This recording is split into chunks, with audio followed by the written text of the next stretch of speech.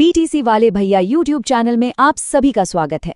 अच्छा, क्या आप जानते हैं कि भारत का एक ऐसा नेता भी था जो, आप यकीन नहीं करेंगे, पहले ब्रिटिश शासन का समर्थक था, लेकिन बाद में वही स्वतंत्रता संग्राम का एक महान नायक बन गया। जी हाँ, आज हम बात करेंगे चक्रवर्ती राजगोपालाचारी की, जिन्हें हम सब प्यार से राजा जी कहते हैं। देखिए, चक्रवर्ती राजगोपालाचारी ने ना इतिहास में एक ऐसी अनोखी जगह बनाई जो किसी और भारतीय के हिस्से कभी नहीं आई। वो थे भारत के पहले और मजे की बात देखिए, अंतिम भारतीय गवर्नर जनरल।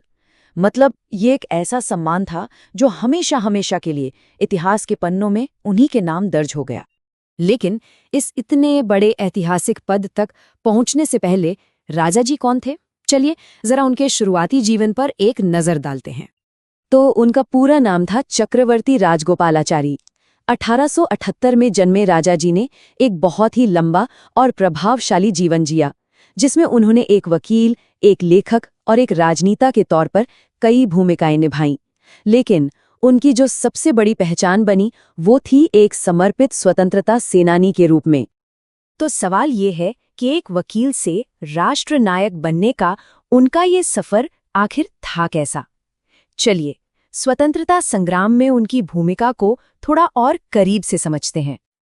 आपको ये जानकर शायद थोड़ी हैरानी होगी कि अपने शुरुआती दिनों में राजा जी असल में ब्रिटिश शासन के समर्थक थे। जी हाँ, आपने सही सुना।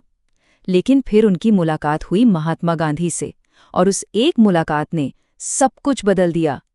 गांधी जी के विचारों ने उन पर इतना गहरा असर डाला कि उन्होंने अपना पूरा जीवन ही आज़ादी के आंदोलन के लिए समर्पित कर दिया। और वो सिर्फ आंदोलन का हिस्सा नहीं बने, बल्कि उसके एक मजबूत स्तंभ बन गए। उन्होंने असहयोग आंदोलन हो या सविनय अवज्ञा आंदोलन, ऐसे सभी बड़े आंदोलनों में बढ़ चढ़कर हिस्सा लिया। और जब पूरे देश में नमक सत्याग्रह की गूंज थी ना, तब उन्होंने तमिलनाडु में इस आंदोलन की कमान संभाली। देश की आज़ादी के लिए उनका समर्पण आप इसी बात से समझ सकते हैं कि वो कई बार जेल गए, लेकिन हर बार वे और भी मजबूत होकर बाहर आए। उनका संकल्प पहले से कई ज्यादा पक्का था, वो कभी पीछे नहीं हटे।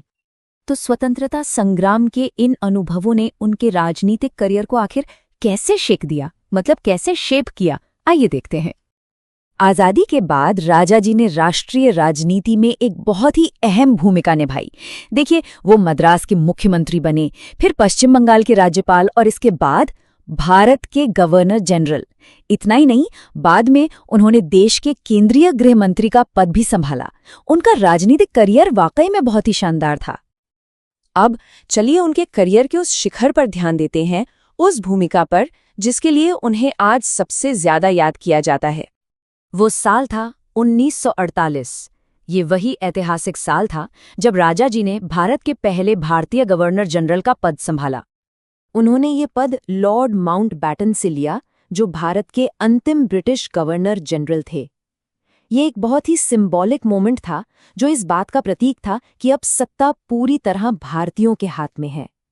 राजा जी 21 जून 1948 से लेकर 26 जनवरी 1950 तक इस पद पर रहे, यानी ठीक उस दिन तक जिस दिन भारत एक गणतंत्र बना। तो फिर एक सवाल आता है कि गवर्नर जनरल के पद का हुआ क्या? तो देखिए, जब 26 जनवरी 1950 को भारत का संविधान लागू हुआ, तो इस पद को ही खत्म कर दिया गया और इसकी जगह राष्ट्रपति का पद बनाया गया। और बस इसीलिए राजा जी न केवल पहले बल्कि अंतिम भारतीय गवर्नर जनरल भी थे। लेकिन राजा जी की कहानी सिर्फ एक राजनेता की कहानी नहीं है। उनके व्यक्तित्व का एक और पहलू था जो उन्हें और भी ज्यादा खास बनाता है। वो एक बहुत ही शानदार लेखक भी थे। उन्होंने भारतीय महाकाव्यों को आम लोगों तक पहुंचाने का एक अद्भुत काम किया। सोचिए, उन्होंने रामायण को सरल अंग्रेजी में लिखा और महाभारत का एक छोटा संक्षिप्त संस्करण तैयार किया, ताकि हमारी ये महान कथाएं एक नई पीढ़ी तक आसानी से पहुंच सकें। तमिल साहित्य में भी उनका योगदान बहुत ही महत्वपूर्ण माना जाता है।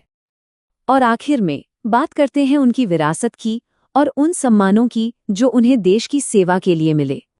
साल 1954 में उन्हें भारत के सबसे बड़े नागरिक सम्मान भारत रत्न से सम्मानित किया गया, और वो इस सम्मान को पाने वाले शुरुआती कुछ लोगों में से एक थे, जो ये बताता है कि आधुनिक भारत के निर्माताओं में उनका कद कितना ऊंचा था। तो जब हम राजा जी की पूरे जीवन को देखते हैं तो हम क्या पाते हैं? हम एक ऐसे व्यक्ति को देखते हैं जो भारत के पहले भारतीय गवर्नर जनरल थे, जो गांधी जी के एक भरोसेमंद साथी थे और एक ऐसे नेता थे जिन्होंने हमारे गणतंत्र के जन्म में एक अहम भूमिका निभाई। लेकिन साथ ही हम एक ऐसे इंसान को भी देखते हैं जो राजनीति और साहित्य का एक अद्भुत संगम था। उनका जीवन सच में प्रेरणा का एक बहुत बड़ा स्रोत है। ऐसे ही और वीडियोस के लिए बीटीसी वाले भैया यूट्यूब चैनल को सब्सक्राइब जरूर करें। मिलते हैं अगले वीडियो में, तब तक के लिए टाटा बाय नमस्कार।